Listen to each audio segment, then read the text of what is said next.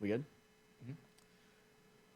What is up, everybody? Welcome to the fourth episode of the Tec'd podcast, joined by, of course, your favorite pair of techs, Leo Warnoff and Connor Tec'd. We are teched up to be here. And Connor, coming off a huge Sunday for you, my friend, the New England Patriots are back in the Super Bowl. How are you feeling? Yes, sir. Fresh off the AFC Championship win out in Denver. Some may regard that game as an easy game. I don't, that's for sure. Dude, yeah, the Denver Broncos, they're one of the best defenses in all of football. And a game out in the elements, out in the snow, you can't predict that. And it was a game that I felt, obviously, you knew the snow was going to come at some point in the game, and you had to prepare for that. And I think Mike Vrabel prepared his team in the very best way possible. You saw, it came down to even the little things in that game, such as the decision to wear all white uniforms versus the navy blue pants. And it played out in their favor as the course of the game went on and became whiteout conditions. You saw, okay, well, now Jarrett Stidham's having trouble, He almost threw a pick because he didn't see that the Patriots guy was right there. He didn't see Christian Gonzalez right there to make the easy pick because they're the same color as the snow. And I think it comes down to the little things in a game like that, in a championship game, the way you prepare your team. And Mike Vrabel just did all the right things to get the Patriots ready for that game.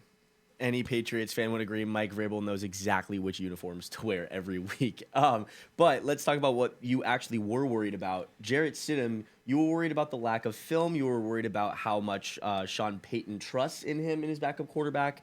How did the Patriots kind of come together and completely, after that first drive seemed a little scary. Jarrett Stidham, long ball right away to Marvin Mims, and then the touchdown on the nice play action right after. How, after that first drive, did really nothing happen?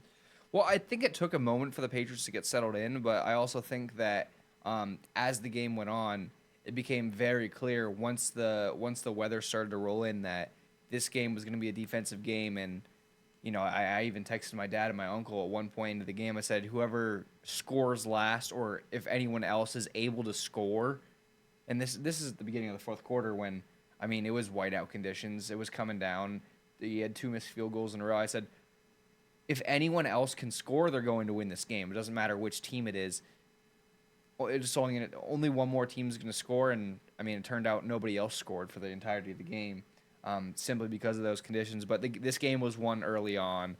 And, I was a little scared there after that first touchdown, but they got settled in, scored a quick 10 points to make it 10-7 at half, and you didn't see anything else after that because the conditions rolled in right around halftime. Yeah, and speaking of that, late in the second quarter, it was still 7-0, the advantage of the Broncos.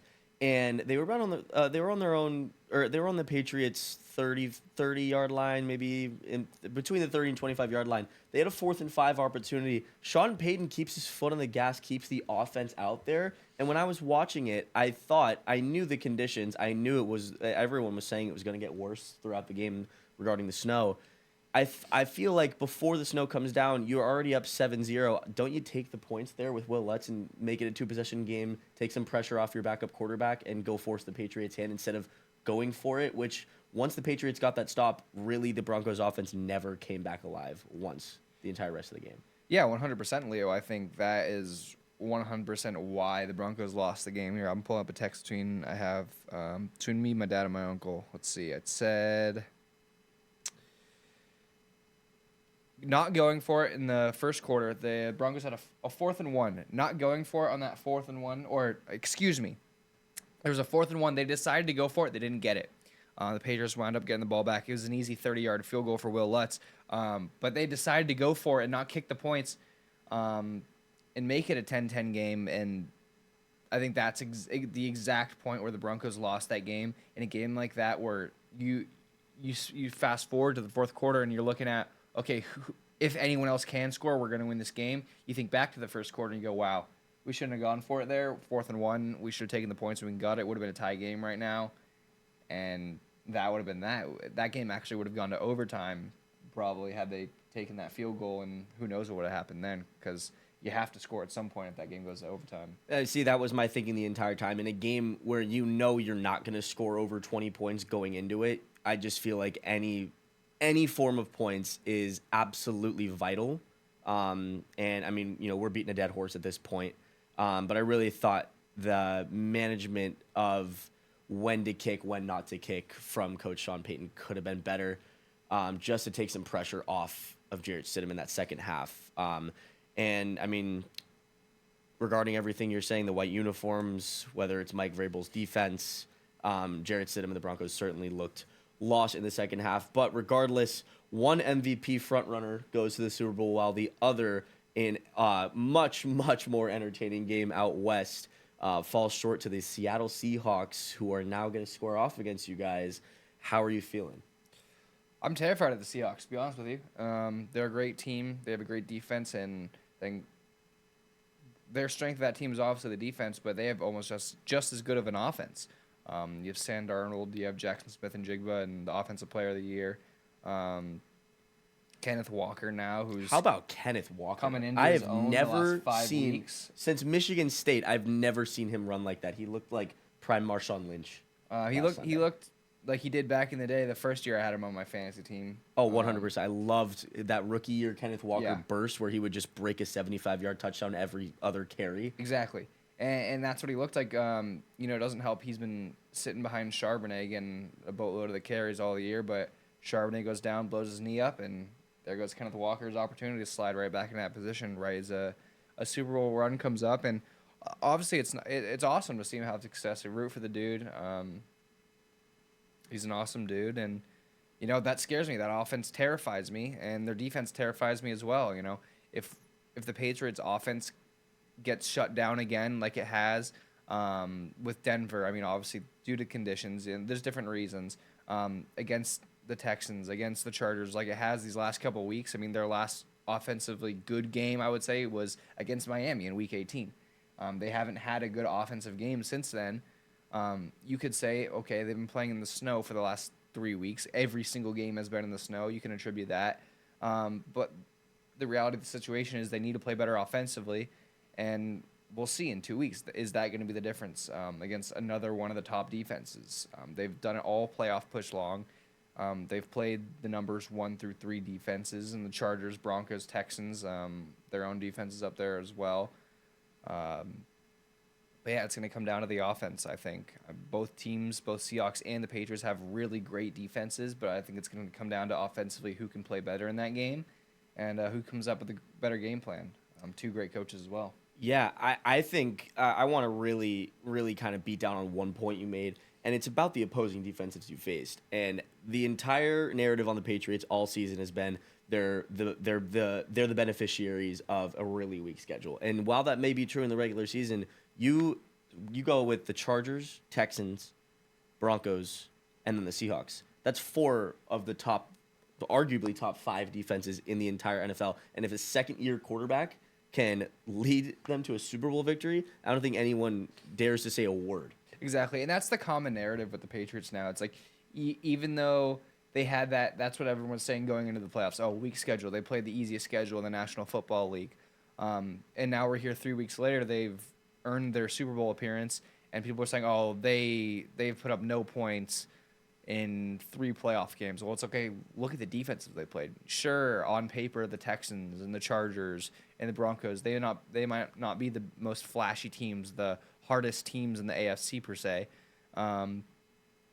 but they are 3 of the best defenses if you look at the numbers. And you've been watching these 3 teams all year long. Those are 3 of the toughest defenses in the National Football League, and getting past those 3 teams was significant. And especially that it was in the snow too, that is significant. And we'll see. I mean, put the pen to paper in 2 weeks at the Super Bowl, Santa Clara. You got to just be feeling over the moon if you're a Patriots fan about the past. You have a couple years of, oh, what are we doing? Who's playing quarterback for us? Who's coaching us? And now it's just you're right back to you. The future is set it and forget it. You have your quarterback for hopefully the next decade or 2. You have a coach who can seemingly coach for the next decade or 2. One thing I do want to ask though, You mentioned that we talk about the Seahawks defense, and they've got dogs all over the field. They got ball hawks, literally hawks all over the field. How do you stop the flip side? How do you stop Sam Darnold, who his entire career he's been kind of notched, he's been kind of butchered for not showing up in bigger games, not showing up in primetime games, and that seemed to be the case this year. First game against the Rams, he had the what was it, 5 interceptions, 4 interceptions, I forget, but decimates the 49ers in the playoffs. And then against the Rams, who seem to be his kryptonite, goes 25 for 36, 346 yards, and 3 touchdowns. And essentially, aside from the muffed punt return from Los Angeles, Sam Darnold really won the Seahawks that game. How do you stop him if you're the Patriots in the Super Bowl? Yeah, exactly. Sam Darnold's been playing the best football of his career, without a doubt. I mean, he's been playing phenomenal these last 2 years, and I think he's really proved all the doubters wrong. He's a top 10 quarterback now. Exactly, and as he should be. I mean, I'm happy for the guy, but I think it's more about stopping their weapons more than it is Sam Darnold. Yeah, Sam Darnold's playing outstanding, but if you can contain him, get pressure on him, he's a guy who kind of panics in the pocket when there's a lot of pressure on him, and I think he is a beneficiary of great players around him, such as the best receiver in the league in Jackson Smith and Jigba, Kenneth Walker, and I think if you can contain those, you're gonna. The one thing the Patriots have to do, which is absolutely mandatory, is double Jackson Smith all game long. That's what I want to see. I don't want to see nothing less. Unless it's Christian Gonzalez on one-on-one, which even then I have a little bit of hesitancy, but it's also Christian Gonzalez. I want to see him doubled. You look at this game, the NFC Championship against the Rams, and one of the things that really hurt the Rams is when the Seahawks got down to it, one of their last drives of the game, they ended up scoring a touchdown on, and which won them the game. They ran a running back scissors play where Jackson Smith and Jigba was lined up in the backfield. He ran a running back scissors route out to the outside, and he was left wide open because he was lined up as a running back, and they didn't think anything of it. So we have to pay attention to where he's lined up. He's a guy like Cooper Kupp who's going to line up anywhere, like a Puka Nacua who's going to line up anywhere on the field, and you just have to be prepared for it. And that was a classic example of Rams getting a taste of their own medicine. That's something Mike McDonald shoved down the throat of the Rams. That is something the Rams do very well with Puka Nacua, is line him up in the backfield, line him up in the slot, line him up on the outside. And Sean McVay straight up wasn't ready for it. He wasn't ready to see his own look and put what they do to other teams, get that done to him.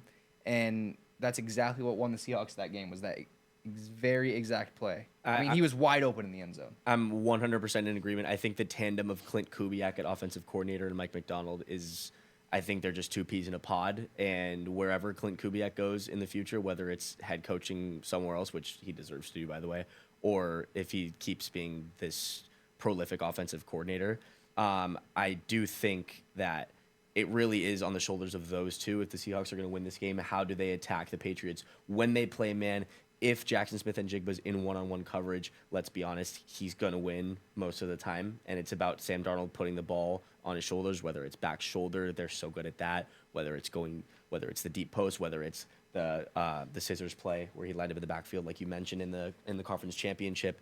It's really going to be a chess match between these coaches. I'm so excited for this matchup. I think strategically, I'm a huge Sean McVay fan. I think strategically he's the best in the league, but after that, it's not really a far step down from what the Seahawks do with Mike McDonald, with Clint Kubiak, and what the Patriots do defensively and offensively, incorporating Drake May into the most perfect situations. I mean, we saw it. He never threw for 300 yards in a game, yet he's the MVP frontrunner. You know what I'm saying? He threw for 300 yards one time this year.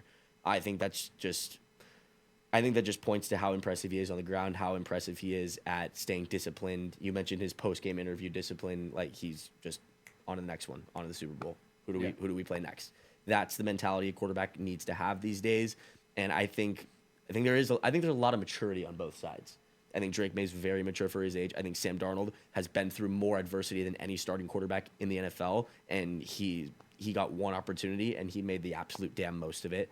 And I can't wait for this game. I think it's going to be one of the better Super Bowls I've watched. For sure. And I'm 100% on that boat with you. I think these are two phenomenal coaches, and I think this is going to be a game that's more of coach versus coach than it is players versus players. I think it's going to be what coach can outcoach the other coach. And I think that's something we actually saw in the AFC Championship as well. Early on, I was texting my family members and I said, this game is a coach's battle. I said, Sean Payton, when the Broncos were up 7-0, I said, Sean Payton's straight up out-coaching the Patriots right now. I said, he's coaching the hell out of this game, which he was. Jarrett Stidham, your backup quarterback, you go in there, go up 7-0 on the Patriots. Who does that? And the way he did it was he didn't try to establish R.J. Harvey, establish Jaleel McLaughlin. He right away, let's go. Let's get on the board. Like, Jarrett Stidham's here. He can play, you know? And play action pass, have the tight end leak out. Yep. Back, right behind. Yep. Boom, back at the end zone, easy touchdown. I mean, I completely agree with you. I think it is going to be very much on the shoulders of the coaches, as it always is in the NFL. But speaking of that, let's take this coaching into a different route. Some news broke early today, late yesterday. The Pro Football Hall of Fame, Connor, I'm going to let you rant on this because this is more of a you topic, and I can tell you're already upset. Bill Belichick left out. So Bill Belichick is official, will not be a first ballot Hall of Famer in the NFL. How is that possible? That's an extreme disappointment to me. I think that shows the state of where sports are at right now, and what is that state? And that state is valuing off of the field stuff more than the actual content on the field. Bill Belichick is a 7-time Super Bowl champion. He is, without a doubt, the greatest coach of all time. And I think that he 100%, there's no doubt in my mind, you cannot make him not a first ballot Hall of Famer. Because of what? Because of what he did off the field? Sure, it's not right. Sure, it's not ethical. Sure, it's not moral. Sure, he shouldn't have a 25-year-old girlfriend. But that shouldn't be taken into account on whether or not he's a first ballot Hall of Famer or not. The dude won 7 Super Bowls. He's the greatest of all time. What do you mean he's not a first ballot Hall of Famer? And I think this isn't only a Hall of Fame problem. This isn't only an NFL problem. You see in other things. For example, the NFL awards. I think very much the NFL MVP award is not the NFL MVP award. It's who led the team to the most wins. Who had the most passing You saw yards. it last year with Josh Allen. Should have been Lamar Jackson. Statistically, he was the best quarterback in the league. Statistically, he was the most valuable player to his team in the league. It should be who is the most valuable player to that team, not who has the most wins. It's not a popularity contest. It's simply who is the best. And also, I just want to add real quick, voters are not allowed to have fatigue because it's the same thing in the NBA. If you look statistically over the past 5 seasons, I do believe Shea deserved it last year, but you look at the season before that, it's Jokic, and Jokic, and there's no excuse for it to be anybody else. I just want to make that quick little pivot point. We'll get it more into that later. Sure. But the bottom line is, there's no, you can't sit here. You could sit here and debate for an hour with, I could sit here and debate for an hour with one of the voters, for example. There's no convincing me that Bill Belichick, for whatever reason, should not be a first ballot Hall of Famer. I mean, it speaks for itself. He led the greatest dynasty for, it felt like my entire lifespan. I'm 21 years old. It was a 21-year dynasty. It was a Leo. 20-year dynasty. Sure, so anything in that realm, he led it. Everyone was sick of the Patriots. I mean, you think Andy Reid is going to be voted as a first ballot Hall of Famer? Yes. So it really, just because, yes, he dates a 25-year-old. Okay, sure. I mean, unethical, yeah. Weird. It's not about what he does off the field. It's not about that. It's the Pro Football Hall of Fame. It's not the Pro Life Hall of Fame. Because if we're talking about that, then nobody's in the Pro Life Hall of Fame in the NFL. Exactly. Are we going to discredit what Antonio Brown has done on the field, one of the greatest receivers of all time, because he's a doofus off the field and he does stupid stuff? Like that dude is probably the most insane person in the world off of the field. Well, he did run off the field, but that's besides the point. But besides the point, he's still a first ballot Hall of Famer. Oh, I mean, statistically, 100%. He is one of the greatest receivers of all time. I'm not going to discredit what he did on the field. Yeah, because he got a little CTE, and so, I mean, I know Bill Belichick can't use a CTE excuse, but the CTE, that's victim of the sport he's playing. He's victim of the sport that he's playing. Like, everyone's getting it, It's stupid. I really think it is, and I'm sorry about that. and they know it too. Let me put it this way. Adam Schefter, about an hour ago, an official statement from the Pro Football Hall of Fame. Statement on media reports related to Hall of Fame class of 2026. The Pro Football Hall of Fame understands and respects the passion and reaction of many fans, media members, and enshrines of the Hall itself in light of published reports regarding the voting results of the class of 2026. They're basically saying, in a nutshell, I'm not going to read this whole thing, they respect that we're upset. They acknowledge that we're upset. They acknowledge that they messed up. They're acknowledging that they messed up and Bill Belichick should be in the Hall of Fame. However, in that same statement, they're saying, well, there's nothing we're going to do about it. Well, I mean, they can't really do anything about it now. Well, yeah, but what is the point of this statement?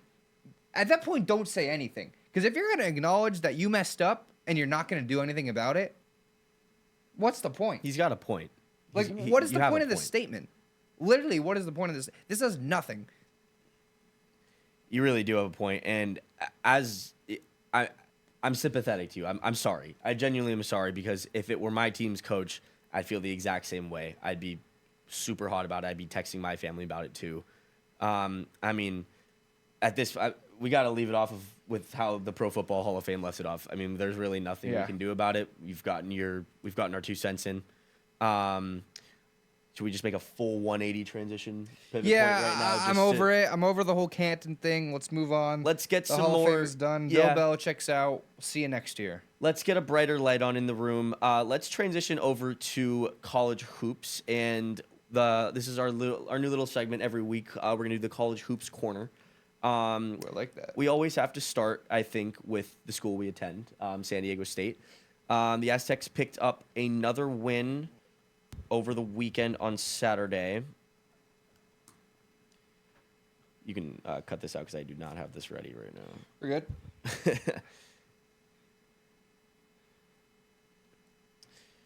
All right.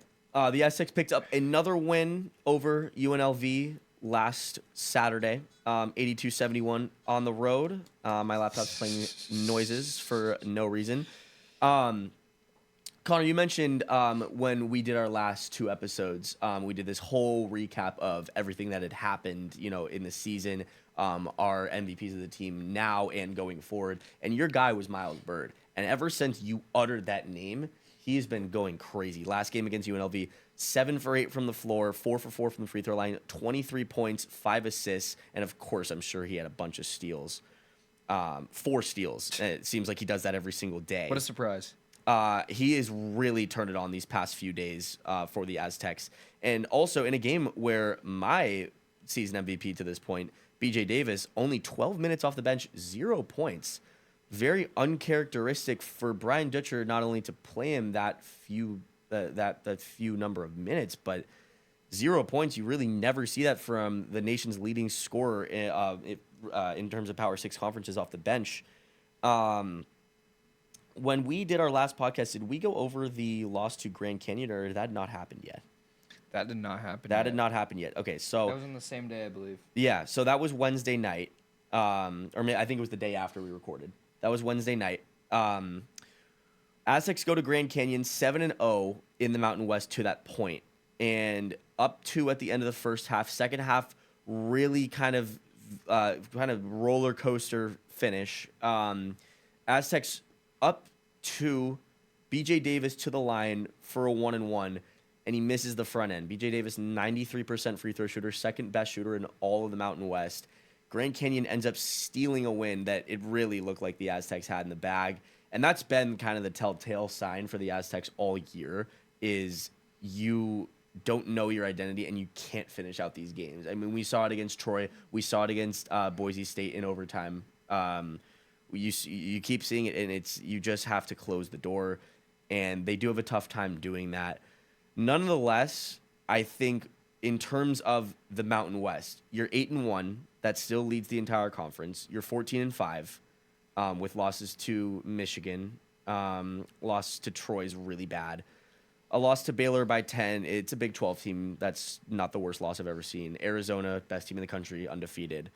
and Grand Canyon. So I think really Troy is inexcusable. But Troy's a great basketball team. If Troy wins this, I think they're in the Sun Belt. If Troy wins the Sun Belt Conference, I am absolutely picking them over whatever 3 seed or 2 seed they match up against. 100%. I was so impressed. Victor Valdez, the Campbell twins, everyone on that squad. I mean, we called that game. That was the best game we've ever called. I thought, or at least for me. I was in love with that team. I thought they played really fluent basketball. I think Scott Cross, their coach, really knows what he's doing. I think he could be in line for a Power 6 job in the coming years. But anyway, looking ahead, Aztecs still atop the Mountain West, 8-1, 14-5 overall. Utah State dropped a couple. They're now 7-2 in conference. They were ranked a couple weeks ago, nationally ranked in the AP poll. Going forward, State is actually excuse me, I just lost my entire train of thought. I just got a notification. State is actually going to be matching up against Colorado State in about an hour from when we're recording this. They're back home after having the last 2 on the road, and then they go back on the road this Saturday at 10 a.m. at Utah State. That's going to be it could be the toughest remaining regular season game we have on the schedule. The Colorado State game?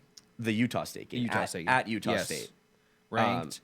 And I just want to point out real quick, I just noticed Resticks and Waters now leads the team in points per game at 11.3.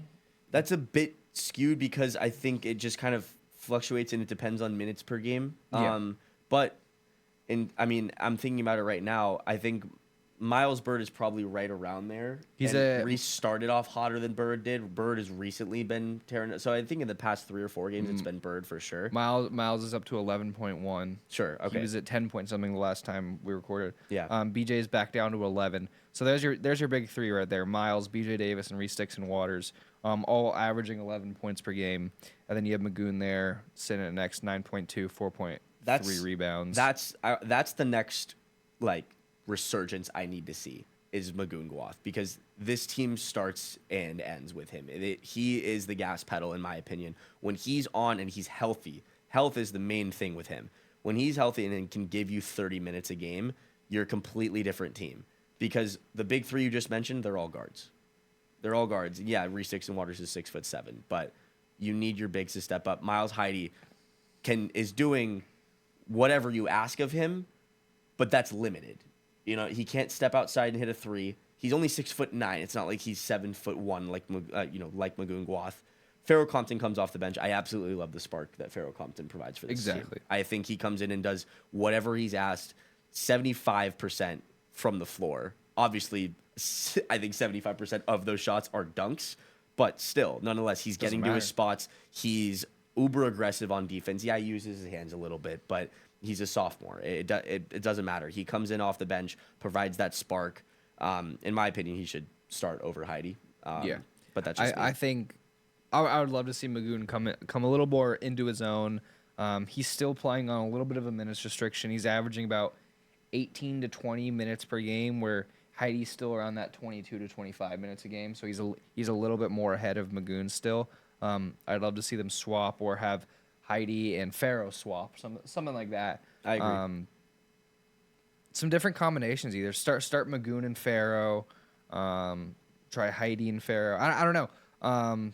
Different combinations, stuff like that. Obviously, Ditcher knows well what he's doing. Yeah, well, who are we to talk? But I would love to see Magoon get a little bit more minutes towards his final push of the season in the March Madness stretch before he eventually goes on and gets drafted into the NBA next year. 100%. I think a lot of that has to do with the knee and it being healthy. But 100%. Looking forward, looking down the stretch, I was, doom scrolling the other day, as one does, and I saw Andy Katz and, that whole March Madness account post their first tournament March Madness bracket prediction, and they had San Diego State as a 10 seed. I'm pretty sure matching up against 7-seeded Tennessee, and I've actually seen a lot of Tennessee this year. I like what they have to offer on paper, but for some reason those guys, I love Jacoby Gillespie at the 1, but if he's not hot, he's really just a 6'1" point guard that is just passing. Nate Ament is going to be a very, very talented NBA player, but he needs to grow into his body a little bit. He's very talented, don't get me wrong, but his game for the college level, I think, it's not as good as the numbers look. He still averages about 16 a game. But I think the Aztecs as a 10 seed, so they obviously I think they're predicting them to win the Mountain West Championship. Have them slot in as a 10 seed.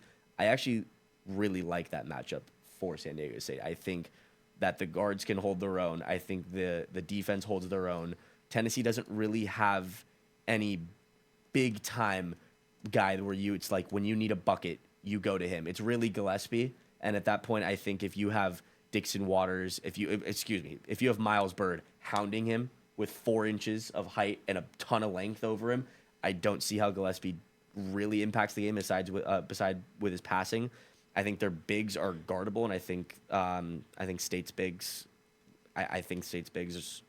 can outplay them actually a little bit. Especially, I think that game all depends on Magoon, but obviously this is just a prediction from Andy Katz, someone who knows nothing about college basketball. So we'll see. I would love a Mountain West Championship. Would love a tournament appearance, especially considering that the first 2 rounds are here in San Diego, Connor, at Viejas Arena. Hopefully we will be there. But nonetheless, we will be there on February 3rd, next Tuesday, when the Aztecs take on Wyoming. Connor and I will be in the booth calling play-by-play.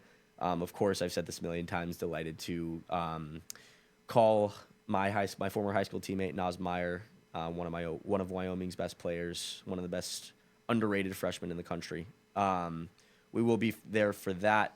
And yeah, but speaking of March Madness, speaking of the entire realm of college hoops, we mentioned it. We recorded last week. And on Saturday, of course, 3 days after we record, one of the most historic days in college basketball history, at least in the 20th century, happened on Saturday. And I brought up that this is the best freshman class of all time. Saturday solidified that, because not 1, not 2, but 3 different freshmen all scored over 40 points on the same day. It started again. I'm watching my fair share of college hoops, and then I take a break, and of course I start doom scrolling again like one does, and I see all of a sudden this pops up, Keaton Wagler from Illinois, a guy who I didn't even think to mention. Of course, he's one of the top 15 freshmen in the country, but I didn't even think to mention him for sake of time last podcast. 46 points on 13 of 17 from the floor at Purdue. Went on the road in Mackey Arena, one of the toughest places to play in the country, and dropped 46 as a freshman. That's a hell of a stat line. It's the most. You don't see people in college scoring 40 points, let alone freshmen, let alone guys that aren't 6'10" athletic freaks like AJ DeBonsa, who had 43 points in a win against Utah on the same night. And that was the third 40-point game in a sequence of 3. Kingston Flemings, right after the Wagler news broke, an hour goes by, and I turn on the Houston Texas Tech game, and I see Kingston Flemings make a 3. And Kingston Flemings, another guy I did not mention, this kid's going to be one of the most solid NBA guards ever. He already has the makeup. He already has the body for it. 6'5", great defender. He goes to Houston. They only breed good defenders there. Kelvin Sampson knows exactly what he's doing, but he has not had a pure scorer like this in a long time, a pure scorer that can attack at all 3 levels. Kingston Flemings, 42 points in a loss. That's how good the Big 12 is. You have a freshman scoring 42 points on the number 6 team in the country, and they lost. And then a couple hours go by, and the Battle of the Mormons, Utah versus BYU, happens. And, I mean, AJ DeBonsa, I've talked about him too much on this podcast at this point. I do think he's a hybrid of Kevin Durant and LeBron James. I firmly believe that. I think that if LeBron went to college, this is what the output would have looked like. AJ Bonsa averaging 23.9 points per game right now. Smoking. Handles the ball, shoots it, 6'10", freakishly long, crashes the glass, high IQ, high motor, a guy that really wants it. And of course, he's rewarded with a 43 piece. And you don't see people scoring 40 points in college basketball, let alone freshmen, and we get 3 of them doing it on the same day. I cannot get that out of my head. I can't. This is 100% the best freshman class of all time. debate a wall I will do any year. I don't care who it was. That's my thank you for listening to my TED talk. I mean, seriously. Well, with that, do you want to move on to MLB? I mean, that's really the main story in college hoops. Yeah. Actually, real quick, I would like to speak on the remaining unbeatens because last night, the final one went down. That isn't Arizona. Arizona, of course, is still Arizona. And actually, shout out to Miami of Ohio. The Redhawks are now 22-0, ranked number 24 in the AP poll at the moment. So shout out Miami of Ohio. But the last remaining unbeaten besides those two was Fred Hoiberg's Nebraska Cornhuskers, a.k.a. Nebraska Ball. And they went on the road to Michigan as 11.5-point underdogs while they're 20-0 and the number 7 team in the country. They go on the road to Michigan. They're 11.5-point underdogs. And they were up the entire game. I think they were leading for about 36 minutes of that game out of 40. And Michigan kind of just stole it at the end. So I really just wanted to pay homage to the Cornhuskers because, I mean, let's say Bob Knight calls up Nebraska and he's like, you're never going to believe this. The year's 2026.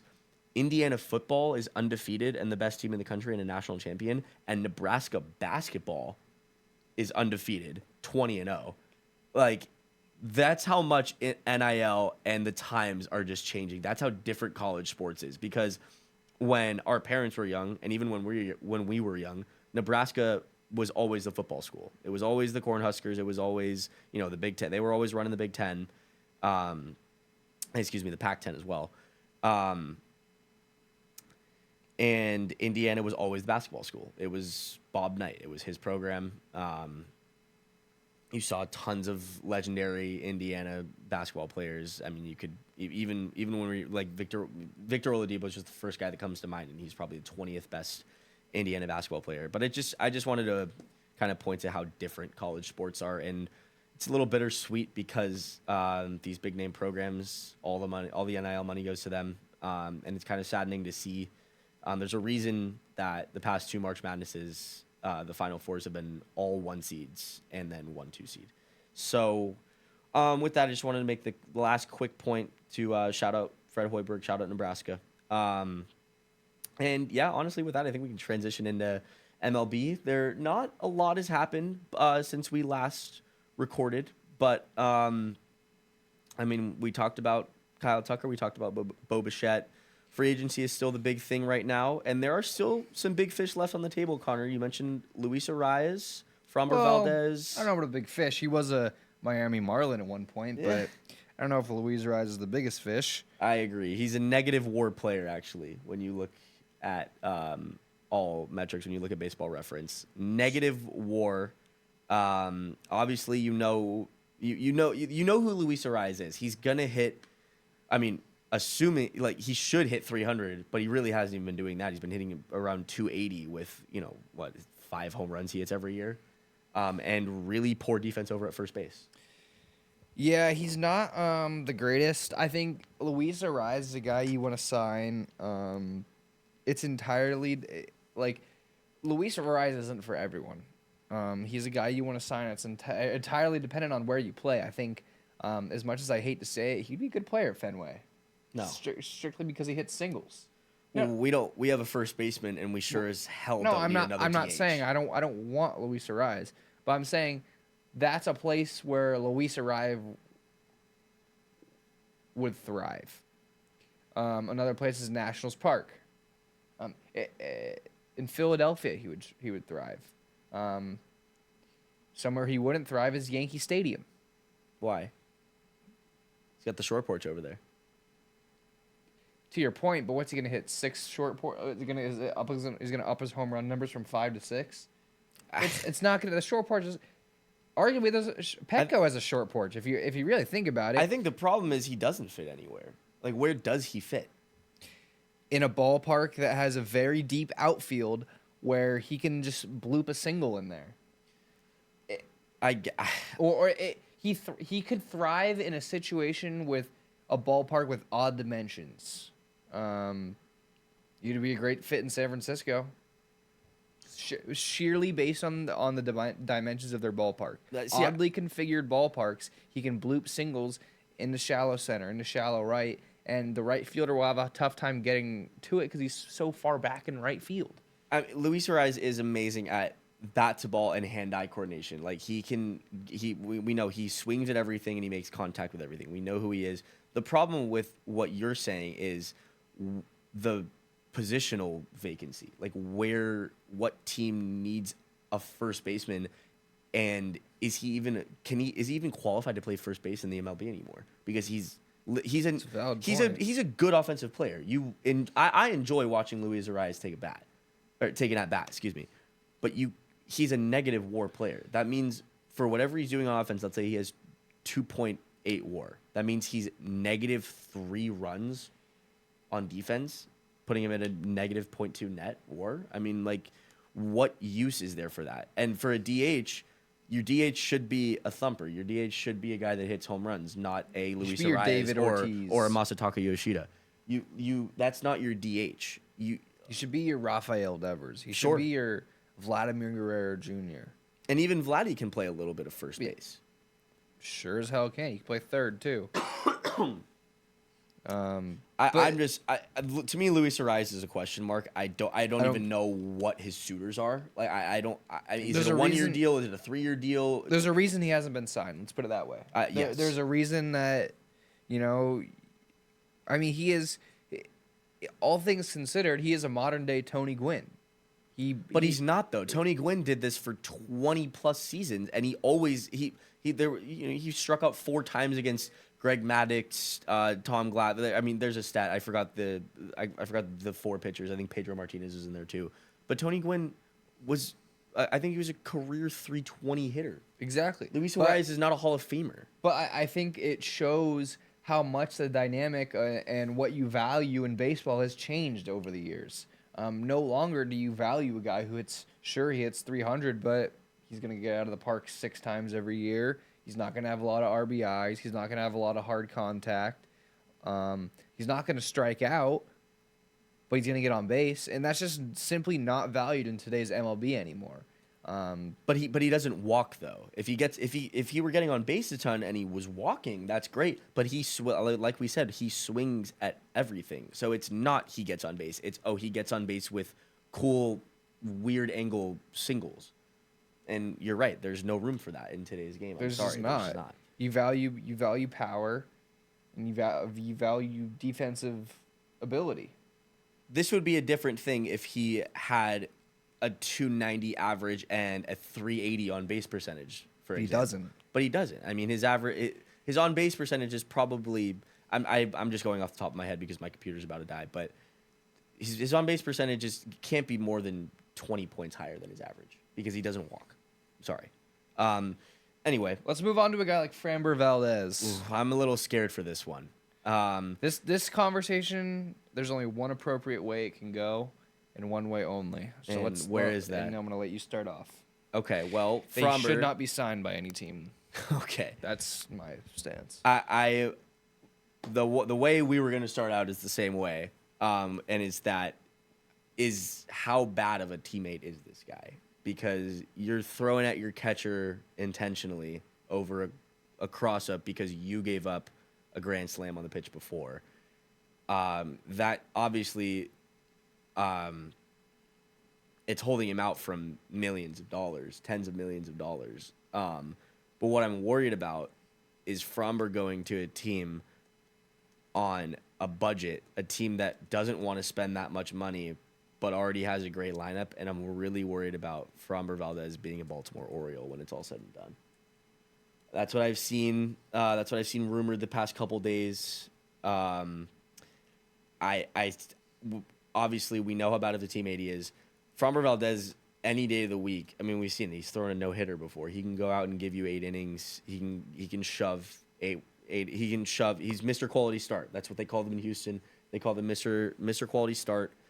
And I'm really worried if he comes to the AL East. I am, because he would immediately be the Orioles' number 1, and in a rotation that's not as bad as you think, and their lineup is very good. I mean, obviously they have a couple question marks. Adley Rutschman is a question mark. Colton Cowser is a question mark, but we've seen what those guys have done before, and if they can piece it all together, the Orioles could be very scary if they add Framber Valdez. I don't know. I think it would take a lot for him to get signed by a team like the Oreos.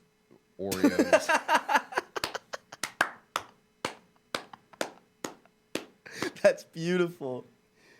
That's beautiful. We are only referring to them as the Baltimore Oreos from now on for the rest of time that this podcast is on the air for. That's actually They're the hilarious. Baltimore Oreos. That's beautiful. I can't see him getting signed by any team with a catcher that's willing to put up with that. I don't think Adley Rutschman's going to put up with that. I think that whole Astros situation could have played out a lot differently had he had a guy like Salvi behind the plate who's just not going to put up with the BS, and he's not going to put up he had a guy he knew. The only reason Framber did that is because he knows he has a guy in Cesar Salazar behind the plate who does not have a lot of experience in the MLB. He's not a seasoned veteran. He's not going to get up there and say, Framber, what the hell are you doing? He's not going to confront him. The guy's been in the MLB for 2 years. He's not going to he picked a confrontational guy for a reason. And even still, I thought when it first happened, Salazar kind of got up and looked at him, was like, what the hell was that? You know what I'm saying? He was confused. He wasn't mad. He was confused. Right.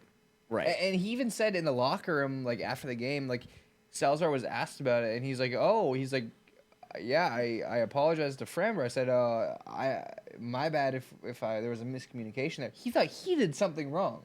No, that wasn't the case. The dude was just trying to be apologetic and be on the same team as his teammate. The dude, Cesar Salazar, did nothing wrong. This is an entirely Framber Valdez issue and an anger issue, and I think that should be looked at, his ability to manage his anger.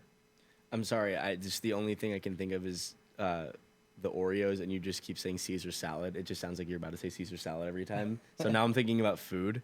But regardless, Framber is gonna get signed by someone at the end of the day. I just think he left millions of dollars off the table with that one crucial mistake that was so avoidable. And I want to feel bad for him, but I kind of don't, because if you're... Dude, I hope he goes to the A's or something. Actually, that would be huge for the A's. I just think it's deservedly so. He left millions of dollars off the table. Good, as he should. As he should. I really... but at the end of the day, I still believe in the talent. I think he's very talented when he wants to be. When he goes haywire and gets in his head, he's very hittable. I mean, we saw he came to Fenway last, I think, August or September, and the Red Sox scored 8 off of him, and he had never given up more than 6 in a start before. So, he's a very, very, very questionable player. I think they're very kind of... He's a lot like a Brian Bayo. He's very emotional. He's very... I think a lot of his emotions depend on how he's doing. I think his body language could be a million times better, considering what he did with Cesar Salazar last year. But it's a different type of anger with Bayo. It's you don't take your anger out on your teammates. There's no room for that in baseball. Yeah, he takes it out on himself. Yeah, you're right. Bayo's a guy who would take it out himself. He'll go down into the dugout and just start smashing up Gatorade bottles or smashing up a bat or smashing up a glove. He's taking the anger out on physical objects that it's not going to hurt anyone. And that's just a guy being passionate about the game. There's a difference between having passion for the game and having actual anger issues to the point where you're throwing a baseball at 100 miles an hour at your teammate and you know you're going to cross him. You do that with the intention of crossing him up and to prove a point to him. There's no room for that in baseball. And especially with the pitch com, it's literally telling him throw a curveball and he throws a 97-mile-an-hour fastball at his head. It's not. There's no room for that. And hopefully there's no room for it in the AL East, selfishly speaking. Hopefully. And with that, I think we should move on to Eugenio Suarez. That was a great try. Wait. Eugenio Suarez. I'm thinking more of Eugenio Suarez, but that's fine. I've heard announcers go Eugenio. I've heard everyone just say Gino. So we'll just call him Gino! We'll call him Gino for right now. Polarizing player. on one end you get 49 home runs, you get over 100 RBIs. Can he You replicate that though?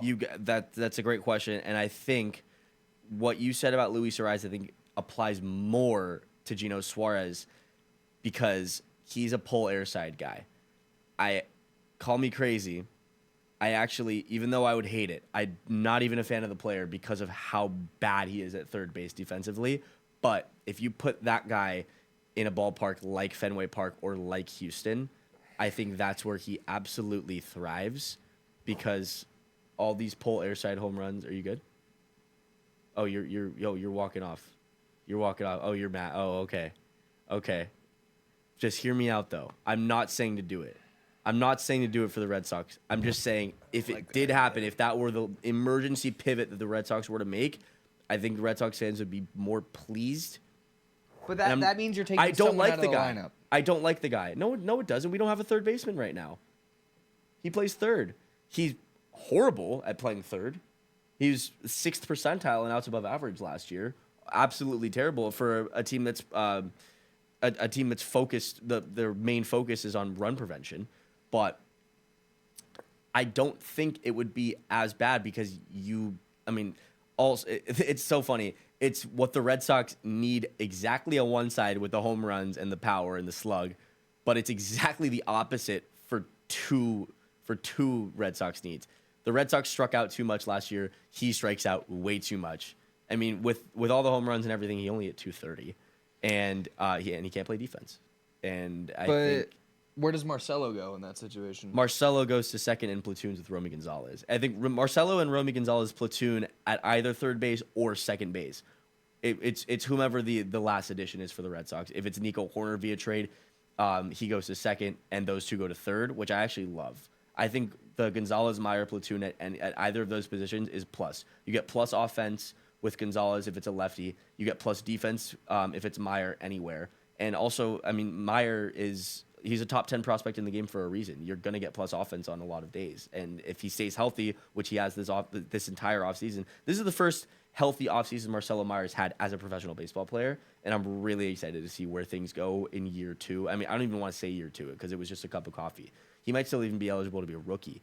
But it's very true. I love that platoon for the Red Sox. I think if it's Horner at second base and those two at third, I think you're great. I think if it's Isaac Paredes at third, if you make a trade with the Astros, Isaac Paredes at third and those two platooning at second base, I think you're still fine there. I would even opt for Marcelo going to short and Trevor Story playing second base because Marcelo's going to be the shortstop of the future for the Red Sox. Trevor Story's not getting any younger. And Trevor Story's a great defender, but he really wasn't last year. He was average. And it's because he's 33, 34 years old, you know? I still liked his defense last year. I did too. I love Trevor Story last year was the biggest surprise ever. He was the X factor. He was the reason that we won as many games as we did. I mean, he hit 25 home runs. He led the league in stolen bases without getting caught. 31 for 31 at one point.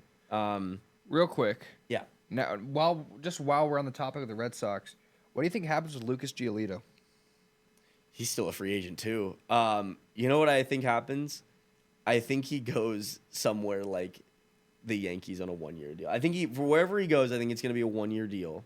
I don't think everybody knows the story of on Giolito. He was a solid number 3 for the Red Sox, but my God, did he get so lucky. If you look at his expected stats on Baseball Savant, on Baseball Reference, on Fangraphs, his expected ERA was probably a full 1 or 2 points higher than his actual ERA. His pitches didn't move. His contact was the quality of contact given up was very good on the hitter's side.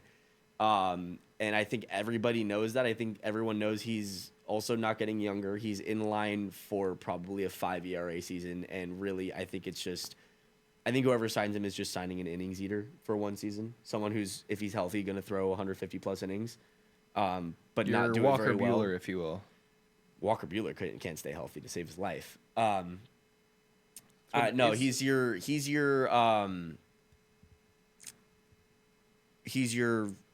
who's that guy in the Guardians? He's your Slade Ciccone. Slade Ciccone. He's your innings eater who's a great vibes guy to the clubhouse, great guy. Everybody loves him. Everybody loved him on that team last year. Giolito himself said it was the most fun he's ever had playing baseball. professionally was with the Red Sox, which and you know like Red Sox fans have appreciation for him, but at the same time, when you know a guy's in line for a 5+ ERA because of how lucky he got the season before, you can't really put many funds into him. And I actually do think I think the A's or the Nationals would really benefit from a guy like that. I can see him going to the A's for sure. The A's, I think, would actually love that. I think he would slot in as their number 3. And, I mean, really, if he keeps if he somehow finds a way to get a little bit lucky again and keep the ERA under 5, keep, you know, just post innings, really, at the end of the day. If he can give you 1 or 2 quality starts here and there, I think the A's would greatly benefit from that. And you only have to pay him, like, what, $7-8 million for 1 year. Wherever he goes, though, I would like to say, as a Red Sox fan, I do wish him the best. I'm not trying to bash him here with all these stats. These are just facts. These are just metric man breakdowns. Stats, Leo. Stats, Stats are the stats. I mean, the numbers don't lie. Everybody knows that. I do wish Lucas Giolito the best, though. For sure. And wherever he goes. And last one, a little more intriguing of a starting pitcher on the free agent market still, Zach Gallen. Guy who's had a very, very up and down MLB career. Last year was a roller coaster and more valleys than peaks. But the years prior, when the Diamondbacks went on that insane playoff run, Zach Gallen was in contention for the Cy Young. You know, in 2023 and 2024, Zach Gallen, this is a guy who was looked at. He was on Pitching Ninja every single week because of how he hit his pitches, and the motion looked the exact same every time. It was so fluid. Great guy, great vibes guy to be around. But it looked like he was going to make a lot of money when he was a free agent. But now it's about to be February and he's not signed. Apparently he's still drawing interest from the Cubs and, no surprise, the Orioles. Yep. As they're in on every single free agent, it seems like. But I do think I could see him going to Philadelphia as well. Yeah, I could see all 3 of those. The Cubs doesn't make sense to me because they already have a 6-man rotation. Exactly. But I think the Orioles and the Phillies, that makes all the sense in the world to me. I think the Phillies are definitely going to be in on Zach Gallen, especially after losing Ranger. They need another pitcher, but only time will tell, and we'll see what happens. You know, we have about a month and a half until the season starts, and pitchers and catchers have to report next week. So let's not forget, it wasn't until about like February 8th or 9th that Alex Bregman signed with the Red Sox, and that ended up being one of the most impactful signings of the offseason. When did Blake Snell sign with the Dodgers? Oh, that's a great. I have no idea. That was a buzzer beater. I don't associate with the Dodgers. I'm joking. That one, I think that was around the same time as Bregman. I'm pretty sure, but nonetheless, lot of stuff to go over. We already went over all of our predictions last episode. I think this is going to be a fascinating MLB season. We'll see if this is the last season for a couple years, considering the hopefully not impending lockout that might happen in 2027. As a baseball purist, I really hope that doesn't happen. Quick. But yes. So when he went to the Dodgers, he signed back in November, right after they won that World Series. But that year, the 1 year he played on the Giants in between the Padres and the Dodgers, he was signed on March 19th. Wow. Just under... Oh, that is a literal buzzer beater. It was 5 days before the regular season started.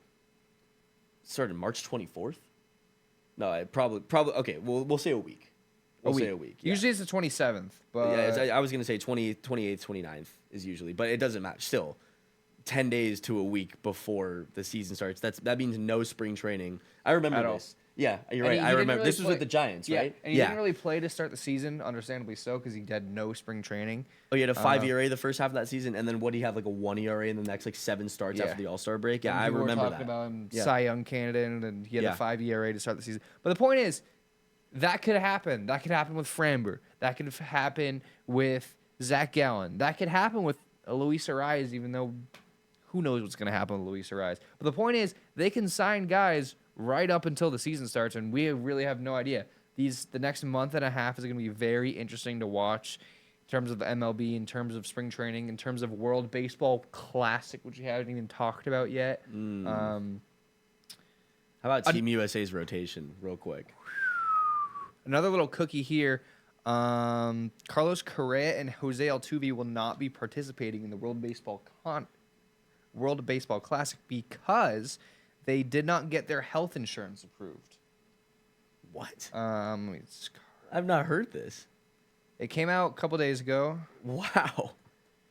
That's freaking crazy. From ESPN, Jose Altuve, Carlos Correa not insured to miss World Baseball Classic. Let's see. There's Ben Verlander. Oh, I love that guy. Who doesn't? No, I'm joking. They want to play in the World Baseball Classic. Correa was denied insurance, and the Astros requested Altuve not to play, and he obliged. Oh, so it was per the Astros request. That makes sense. I mean, they don't want their guy getting hurt. Like, I'm fine with that. Yeah, the Astros requested Altuve didn't play. Right. Correa wanted to play, but his health insurance from the team got denied. So they decided. Interesting. They decided to say. So he was basically Carlos Correa was basically saying, "Hey, if I get hurt in the World Baseball Classic and I have to miss even one game, I want you to pay me for that one game I have to miss." And they said, "No, we're not going to do that." So they're not going to play in WBC. And how do you feel about that, real quick, before we end this pod? I mean, I honestly, I see both sides. I want one side of me thinks it's unfair for a player not to represent their home country and where they were born, especially for those two guys, great players, veterans. But on the other side, the World Baseball Classic is it's in such close proximity to the MLB regular season, and I mean, we saw it a couple years ago. I know Team Japan won it all. Masataka Yoshida hit 444 in the World Baseball Classic, but then the start of his career as a Red Sox was kind of he was just grounding the ball to second every single play. Which he still does that, but still, it is a weird kind of period, and you just don't want your guys to. You just want to avoid all slumps, and you want them to buy in. Like I think the teams are right.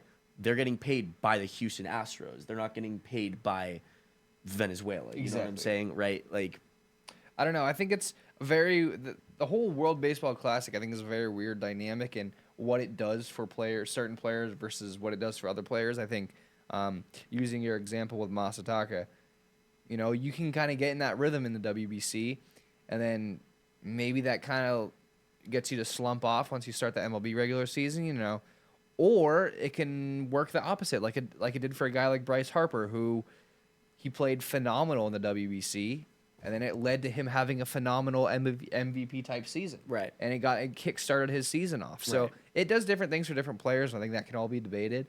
But another thing it does is it adds the injury aspect of things. You look at Edwin Diaz, who was celebrating a WBC win, and correct me if I'm wrong, it was he tore either his ACL or his Achilles. I think it was a torn Achilles, and he ended up missing the entire MLB season because someone stepped on his foot. Exactly. In a dog pile. So I don't know. See, the whole team stance, I get their stance on not wanting to insure players because of what happened to Edwin Diaz a couple of years ago, but I also get the passion for the players wanting to play. I think it would be a little bit different if the players were actually paid by their respective country team. I think that could be an easy solution. I agree. Or maybe if their some of their contract could be put toward them. It's like there's a clause in the contract that's like I will be participating for my country. I will be participating in the WBC, and this is part of the $150 million. Or maybe just have them sign a contract for the WBC. I agree. I mean, I have a separate contract. I agree. Nonetheless, the WBC was so electric back in 2023. I think it'll be super great to watch this upcoming year. I think Team USA is absolutely loaded, and I'm surprised they don't even have like a Garrett Crochet still. But they don't even need him. They got Skubal, they got Skeens, they got Judge. Fun. They've got Japan's always a fun team to watch. Japan's great. The Dominican Republic's a fun team to watch, and the only thing I really don't like about the World Baseball Classic is the finals is held in Miami. I don't mind that. I think it's cool. I thought it was electric last year. It's cool. That's the most fans that ever come to ever come to a Marlins game. Which is crazy, but I was just looking at the whole attendance thing. How I mean, obviously, I've been studying how the Marlins can't draw for years, and Florida teams in general can't draw. The Rays can't either. But it was like the first time they had ever sold out that stadium, and it wasn't even a Marlins game. But I also just dislike that stadium for whatever reason. I don't like the whole vibe of that stadium. They should play it in a place like Fenway. I agree. I agree. I think Hell, Wrigley Field Play would it be at sick. Minute Maid in Houston. I don't care. No, what Minute Maid Play has it- the same vibes as Miami as Lone Depot in Miami, but Lone Depot's just dark. they're both indoor. and purple They're and both black. they're both indoor domes. I've been to Minute Maid. I loved Minute Maid, but no, I think if you're gonna do it in America, I think you should play. Honestly, I mean, I would love to see it in the Tokyo Dome. I agree, but I won't even lie. The best place probably if you're gonna do it in America would be Dodger Stadium. I was just gonna say that. It's, Dodger I Stadium. hate to admit it, but that It would is. be the mecca of the world Well, because it's they're gonna just hold the history. they're gonna hold the World Cup in SoFi, right? Some of the games. I don't for like the soccer that, World dude. Cup, but I don't know. I don't like that either. Well, I think that's a topic for next podcast. I agree. I mean, venues it's- for things. Eh. I really We like, talked about score bugs last time, so who am I to debate Exactly. podcast topics? Like, but I don't know. I just prefer the LA Memorial Coliseum over that any day. I But agree. I think an outdoor traditionalist baseball field is always the way to go. I I'm think- always gonna be. I think an the LA advocate for that. Coliseum is one of the best venues in all of sports. I think the Rams should have never left the Coliseum. I loved when they played at the Coliseum, dude. You know, I was at that 54-51 game against the hate Chiefs. you. I was there I hate you. randomly. My dad was like, "Hey, you want to go to a Monday night game?" Dude. I was like, "Sure." I remember driving back from Six Flags that night and listening to it on the radio. I couldn't watch it on Ooh. my phone. Listening to that game on the radio. Brutal. Score. And I remember we drove back from Six Flags down to San Diego, so we drove past the stadium. I remember looking out Yeah. the window. I was like, dude, this is so dope. And it's But like, dude, that's like- Mahomes and Goff combined for like 1,800 yards. Like in even that game. though I didn't watch that game, I still have the vivid memory of it in my head. Yeah, Just an incredible game and an incredible atmosphere there at the Coliseum. absolutely. Those are some of my favorite Rams seasons of all time. Is when they played in the Coliseum. I think just the vibe of that place, 100,000 fans. Just the one continuous wall of seats. There's no break where you have like a screen in the middle. Just one wall of seats all the way up to the top of the Yep. Coliseum. I was actually sitting at the literal top row, on like in alignment with the 50-yard line, but there's literally a chain link fence behind me. But how awesome! It was is amazing. It was so like the view. We could see everything. Like, does it still. just feel like a sea of people? And it really No feels like interruptions? you know what it feels like? You know when you go up on a ski lift and you're like all the way at the peak and you can just like look down and you can still see like a bunch of people, you know, going down doing Yeah. the runs. That's what it felt like. Like it wasn't looking out, it was just looking down. That's awesome. Which I thought was so cool. That's awesome. But you know, obviously And- I would do honestly, we could have a whole segment on just like the best And then venues for every sport. You got It's not even SoFi, bad. which just feels like you're in the movie The Matrix the whole time. yeah. Dude, I hate This is a topic for another pod, like I said, but I hate SoFi. I really do. Okay, I want to talk about why SoFi and some of these other places like how Tropicana Field used to do it. All the noises that aren't crowd noises, like after every single play, just like every single but first down, and it's just like, dude, can I And please then, just bro, the breathe? Chargers, Can I just let me every breathe? third down, the Chargers have this wheel in there that they'll wind up. They'll get one Yes, person from yes, the crowd to yes. wind up. Just, Yes. Yeah, but that sounded like hell in my ears. I'm not gonna lie. I think we need to close this out All right, on that. we'll talk note. about the stadiums next time. All right. I'm down to end this podcast right For sure. here. All right. For Leo Warnoff, Connor Tacone, all our friends over at KCR College Radio. This thank has been you. Tec'd Up, episode 4. Yes. 4 episodes, Leo. And many more to go. 4 down, many more to come. 4 episodes into the Tec'd Up pod. Thank you all so much for watching. You're probably not watching this point of the pod, but it doesn't matter anyways. As always, your favorite pair of techs. We're out of here. Peace.